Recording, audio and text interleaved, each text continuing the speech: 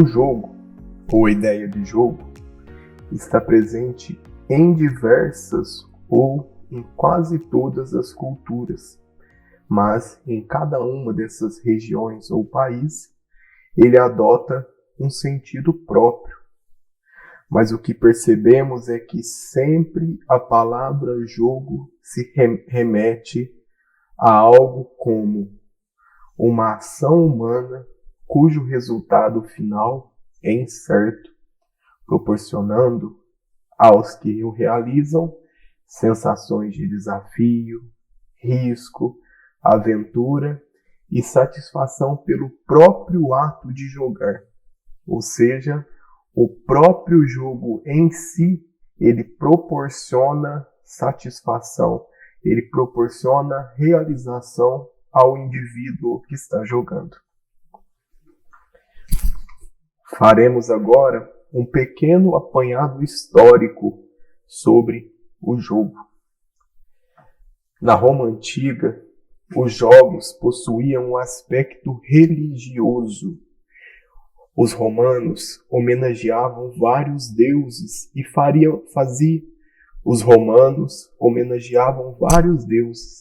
e faziam isso, inclusive, a partir dos jogos.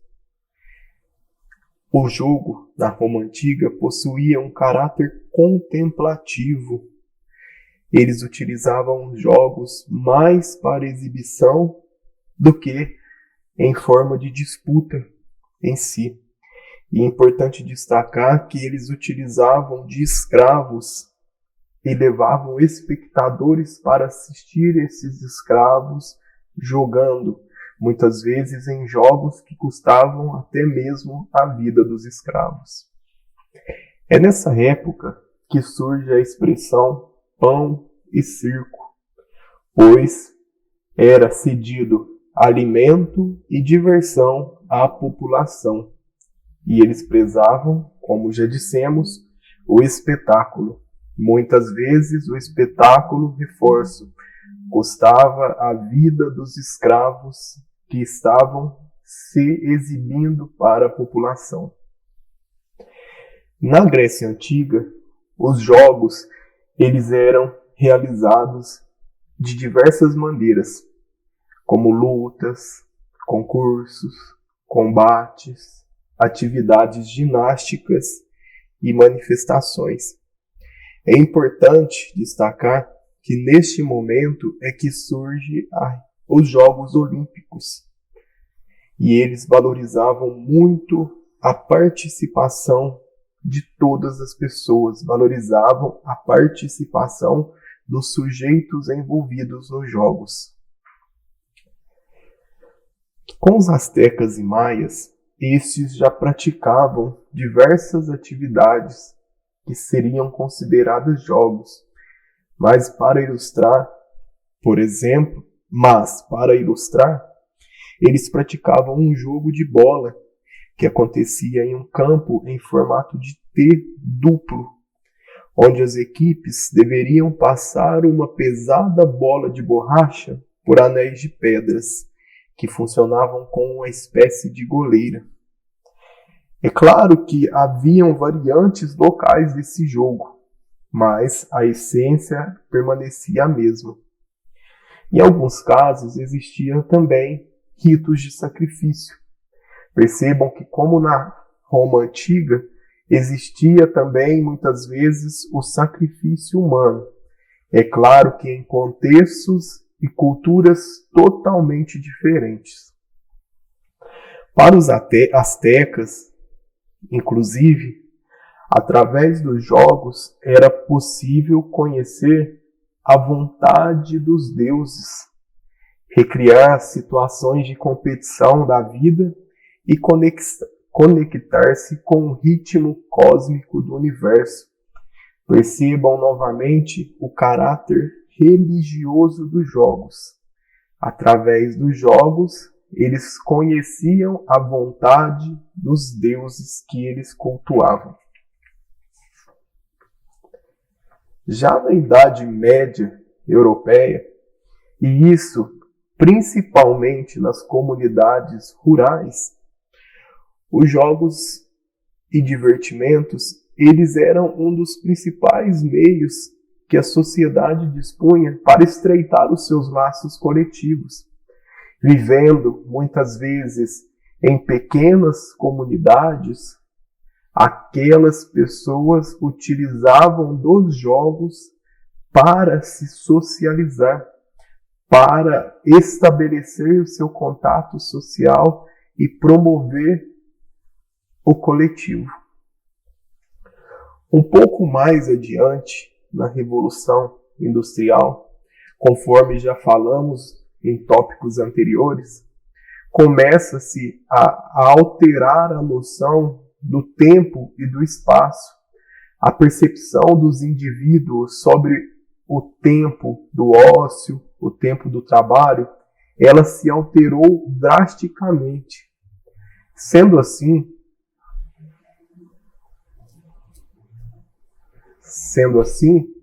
os jogos e as manifestações lúdicas foram se isolando, porque o foco naquele momento não era aquele, e sim o trabalho.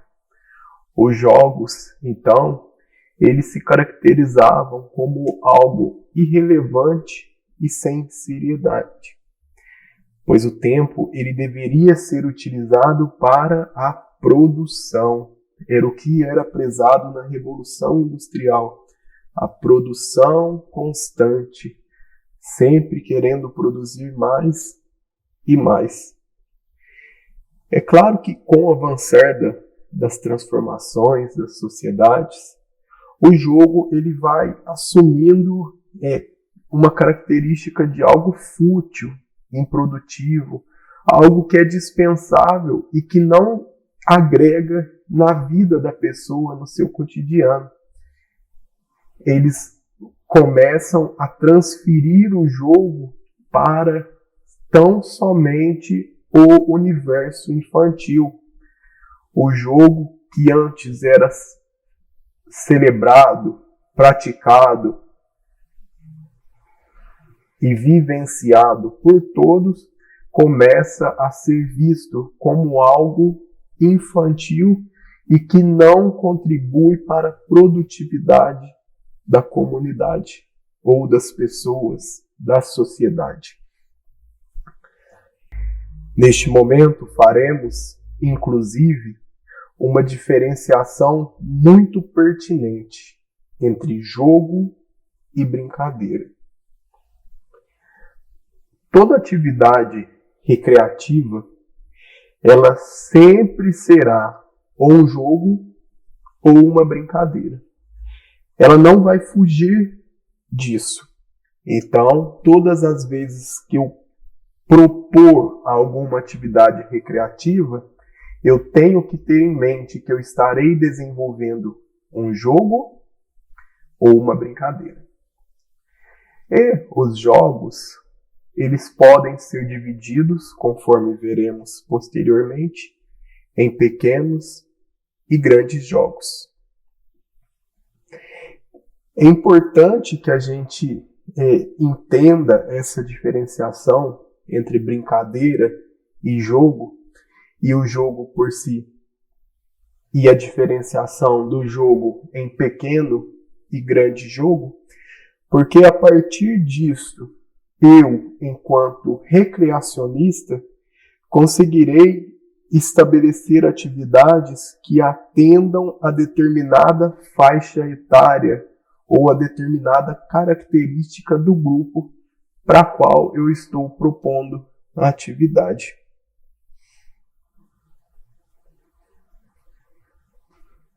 O próprio recreacionista, ele pode utilizar uma mesma atividade como jogo ou como brincadeira. Ele tem ou ele deve ter esta capacidade de adaptar a atividade de acordo com a realidade em que ele está trabalhando. E nada mais. E é importante também que essa adaptação ela aconteça durante a realização da atividade. Quando o recreacionista percebe que o que foi proposto não está atendendo o objetivo de animar, o objetivo de divertir, o objetivo de recriar os indivíduos do grupo que ele está trabalhando. Para transformar uma brincadeira em jogo,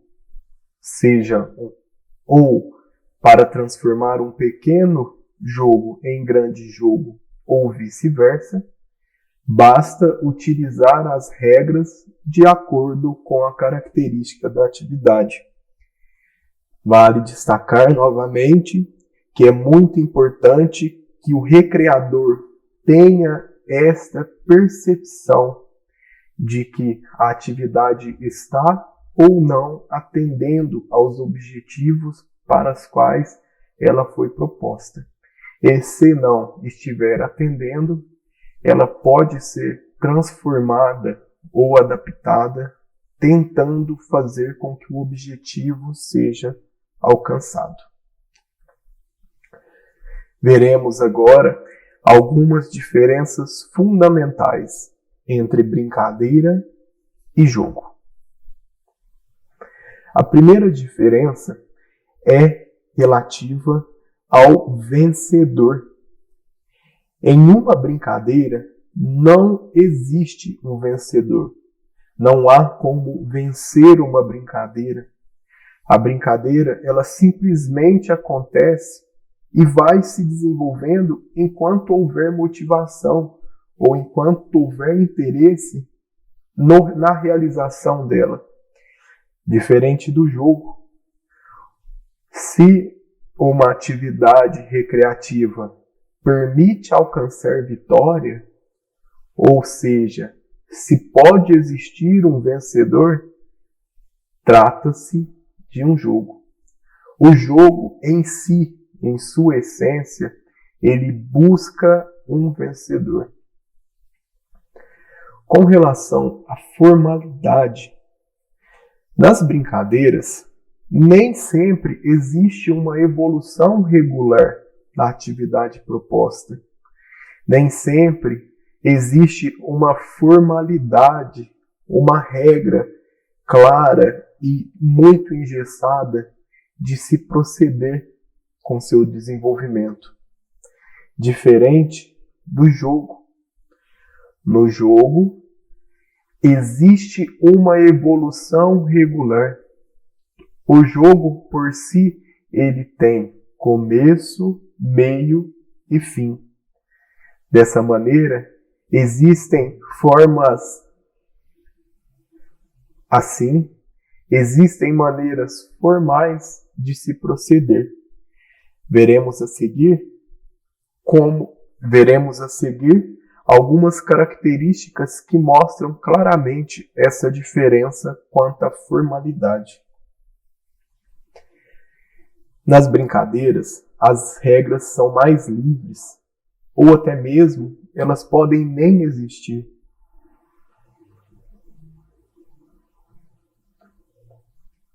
Nas brincadeiras, pode-se deixar que o grupo vá adaptando aquela atividade conforme o seu interesse, conforme o seu divertimento. Diferente dos jogos.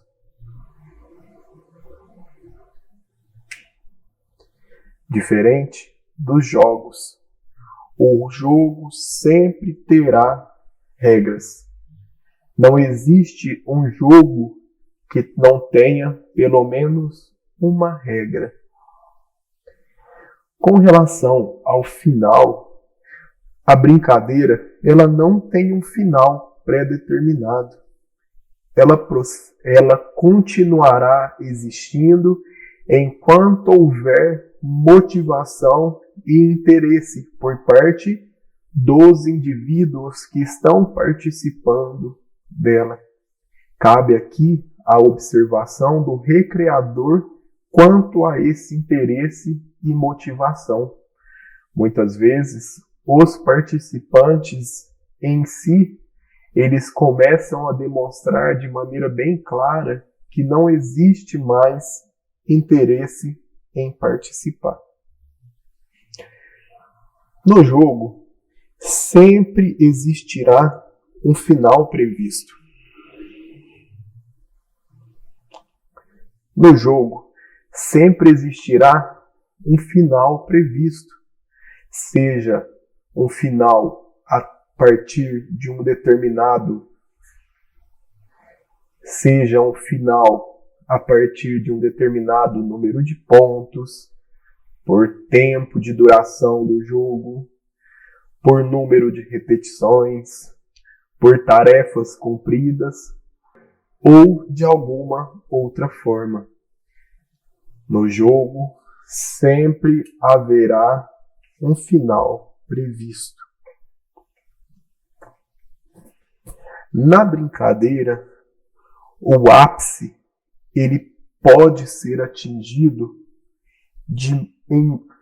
na brincadeira, o ápice ou o ponto alto, ele pode ser atingido, mas muitas vezes nem existirá um ponto alto, um clímax a ser atingido. Diferente do jogo. O jogo sempre terá um ponto alto, como, por exemplo, o ato de marcar um ponto ou cumprir uma tarefa. Como a brincadeira é algo livre, algo que pode ser adaptada durante a sua execução, ela pode sofrer.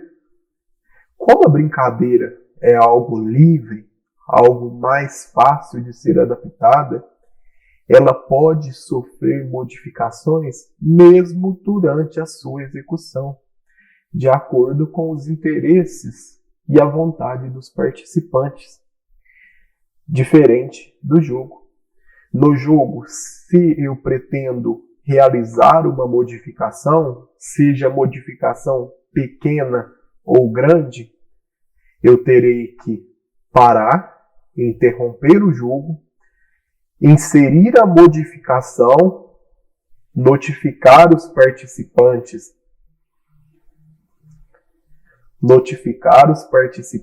é claro, de que houve uma alteração na regra e depois recomeçá-lo. Com relação às consequências, as brincadeiras, por não terem muito vínculo com padrões e com regras muito bem estabelecidas, elas têm consequências imprevisíveis. O recreador pode pensar em uma brincadeira de uma maneira e no decorrer dessa brincadeira ela pode acontecer de outra forma totalmente diferente. Diferente do jogo. Como o jogo é algo mais engessado, organizado e estruturado, é possível tentar prever algumas consequências desses jogos.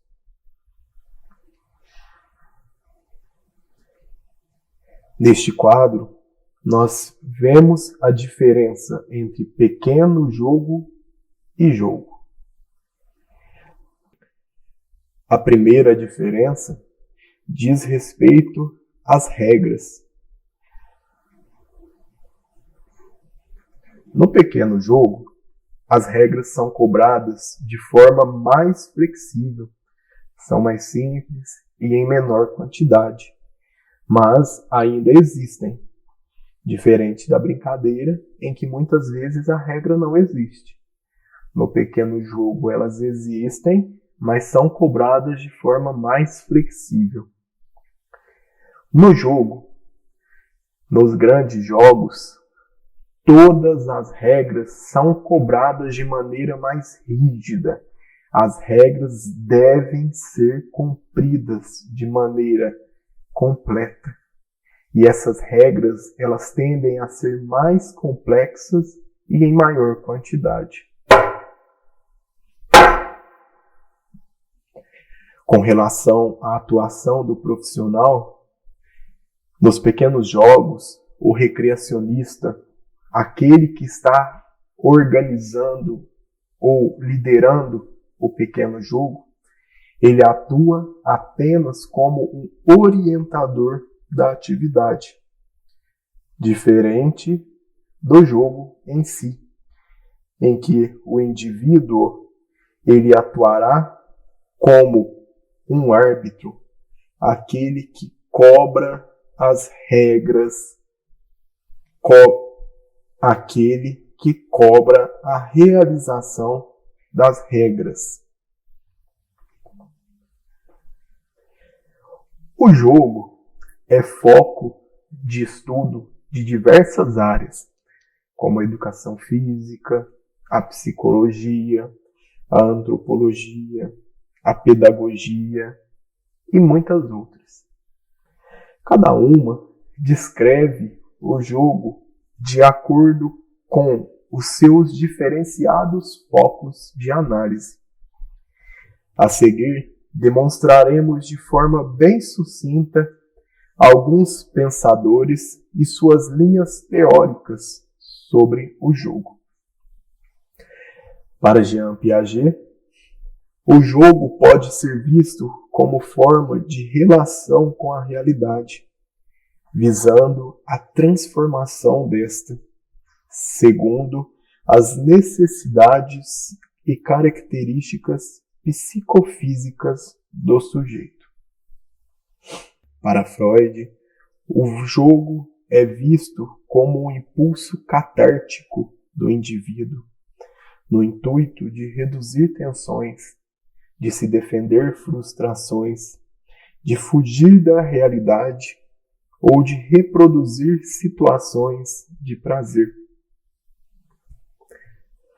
Para Donald Woods Winnicott, o jogo é visto como forma de terapia e liberdade de criar. Para Melanie Klein, o jogo é considerado uma forma de elaboração de angústias e impulsos. Para Friedrich Schiller, o jogo é enxergado como forma de descanso para o organismo e para o espírito. Percebam a semelhança desse conceito com o conceito apresentado de lazer. Para Johann Huizinga, o jogo é considerado como forma de atividade voluntária com o fim em si mesmo, acompanhada da sensação de tensão e satisfação. Para Daniel Goleman, o jogo é apresentado como forma de resposta emocional e intelectual às experiências sensoriais. Para John Flavel e Alan Otto Ross, o jogo é visto como forma de construção de conhecimentos sociais e psicológicos da criança. Para Philip Gutton, o jogo é visto como forma privilegiada. O jogo é visto como forma privilegiada de expressão infantil. Percebam que são diversas as vertentes e as linhas teóricas abordadas nas diversas áreas do conhecimento. Ambas convergem para a definição do jogo, algo que é inerente a diversas sociedades e realidades. Algo que é inerente à maioria das sociedades e culturas.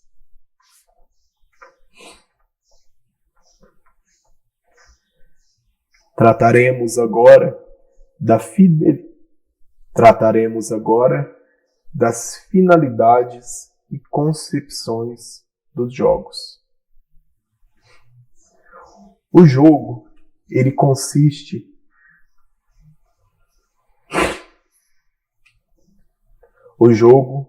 consiste numa atividade desinteressada, espontânea e livre. O indivíduo joga pelo prazer de jogar. Ninguém é obrigado a fazê-lo.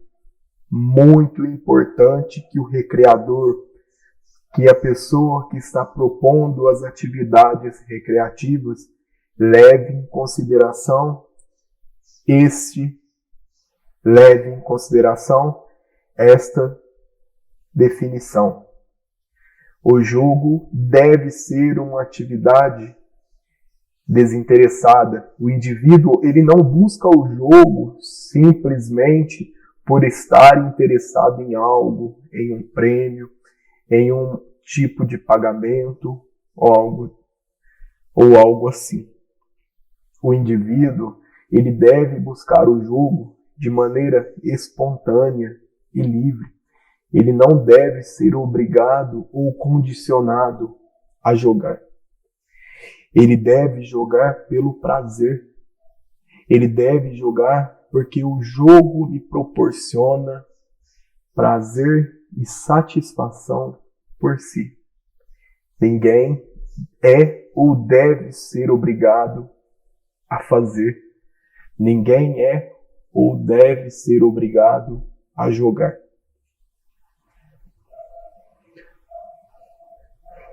O jogo apresenta um comportamento de caráter simbólico e de desenvolvimento social. O jogo imprime no indivíduo um caráter simbólico, ele representa algo para esse indivíduo, que seja a representação de seu momento de ócio, que seja a representação do momento em que, dentro das diversas atividades estressantes do seu dia ou semana, o jogo represente o momento de prazer, de descanso e satisfação. E isso contribui para o desenvolvimento social do indivíduo e ou do grupo para o qual se está trabalhando. Tendo um caráter fictício, o jogo constitui-se de ações e mensagens que podem remeter ao cotidiano, porém fugindo à rotina deste. Vive-se uma realidade em que cada vez mais os indivíduos se encontram com alto nível de ansiedade, de estresse, atarefados, levando cada vez mais o trabalho para casa através da facilidade tecnológica. E o jogo, ele faz-se importante quando ele propõe ao indivíduo uma fuga da rotina e da realidade, a partir do seu caráter fictício. No jogo, constrói-se uma realidade simulada que inicia e acaba naquela própria atividade. Muitas vezes o indivíduo, ele consegue fugir de tudo aquilo que o está atormentando para focar somente no jogo.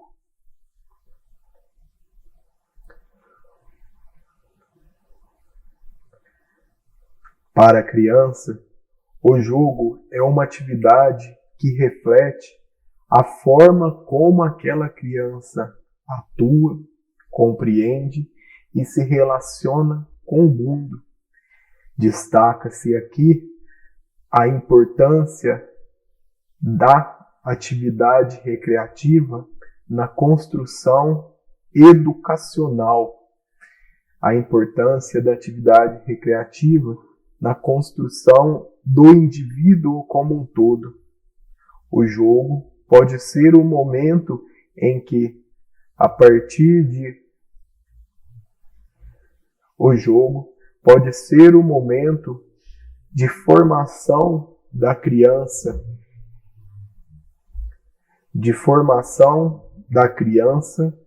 e da maneira como ela se relaciona com o mundo.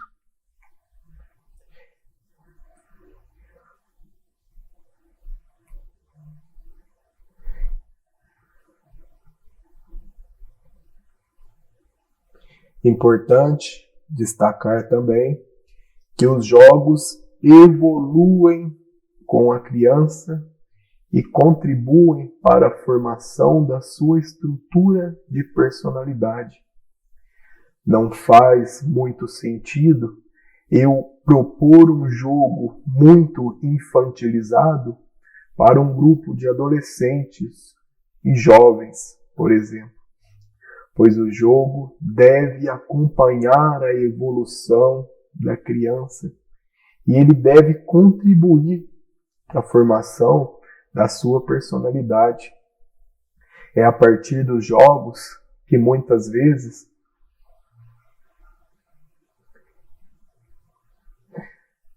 pode ser a partir dos jogos, por exemplo, que a criança tenha a construção do seu sentimento de cooperativismo, do seu sentimento de se colocar no lugar do outro e entender os sentimentos do outro. Além disso, o jogo ele deve evoluir conforme o desenvolvimento motor da criança.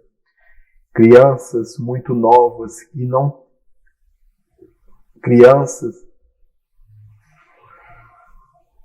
crianças muito novas e que não têm um desenvolvimento motor muito maturado, elas podem não conseguir participar das atividades propostas em determinado jogo. Isso vale para o desenvolvimento intelectual, criativo, emocional, social e cultural da criança.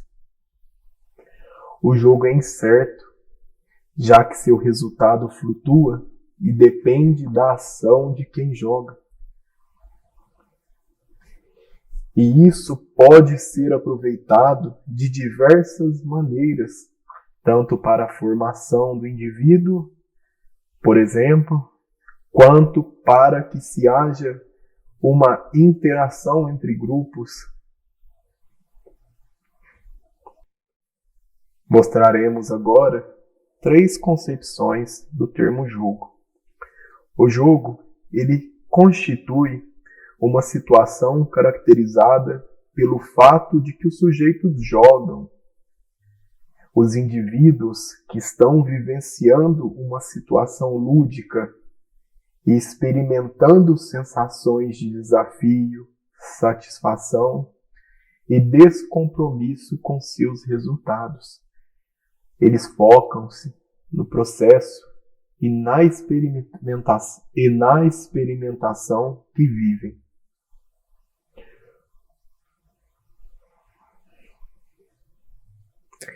O jogo também representa uma estrutura. Ele, em si, é algo dotado de um sistema de regras, papéis e materiais próprios. Por exemplo, quando jogamos xadrez, o jogo da velha, a amarelinha, o esconde-esconde ou outros jogos. O jogo também está relacionado à noção do brinquedo. O brinquedo é um recurso que está ligado à infância e que remete a um certo desdém ou descaso pelo mundo adulto, dada a sua indeterminação quanto ao uso ou regramento que o regulamente.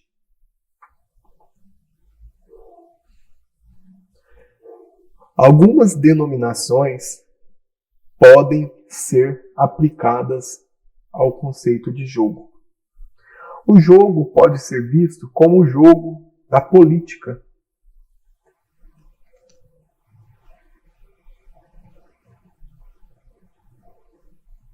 O jogo da política está associado à ideia do uso de estratégias para vencer uma eleição, por exemplo. O jogo pode ser visto como um jogo de adultos. Algumas modalidades, elas podem ser definidas como atividades, brincadeiras, jogos que estão relacionados diretamente ao universo adulto. Pode-se também conceituar o jogo, pode-se também denominar o jogo como jogo de criança.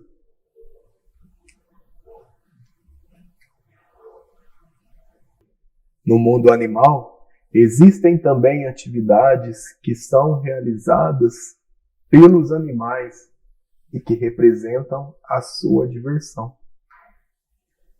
Podemos denominar também os jogos com objetos utilizados para jogar, brincar, como por exemplo o tabuleiro de xadrez, de dama, ou outros jogos de tabuleiro, de cartas. Também os jogos educativos e passatempos, que são algumas tipologias que representam a interpretação do indivíduo com relação àquele jogo que está sendo jogado. Além deles, temos os jogos de faz de conta, que estão ligados à criança. Além deles, temos os jogos de faz de conta, por exemplo, o brincar de boneca, o brincar de casinha, onde a criança ela cria uma realidade imaginária para jogar. O jogo de faz de conta, ele não é exclusivo das crianças. Por exemplo, os jogos de RPG, que são jogos de interpretação praticados por adultos. Existem jogos que têm regras padronizadas, como, por exemplo, o xadrez. Não é possível jogar o xadrez de outra forma, a não ser pelo regulamento que já existe para ele. A partir do momento que eu altero esse regulamento, eu passo a estar jogando outro jogo que não seja o xadrez.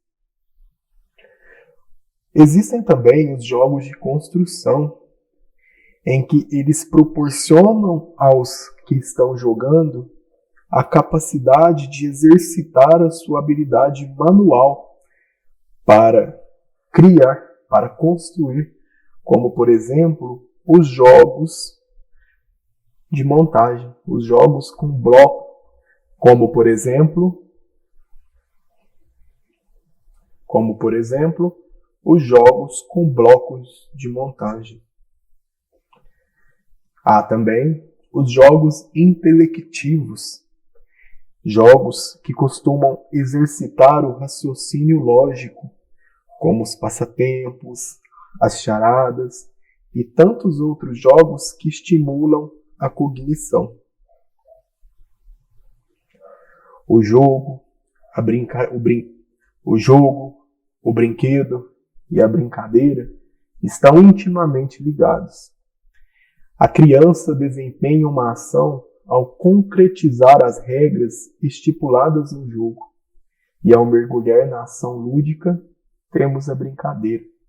Neste tópico, discutimos algumas definições do jogo, além de refletir sobre seus aspectos históricos, abordando diversas épocas, citando diversas linhas teóricas relacionadas às diversas áreas do conhecimento, as diversas finalidades dos jogos e suas funções.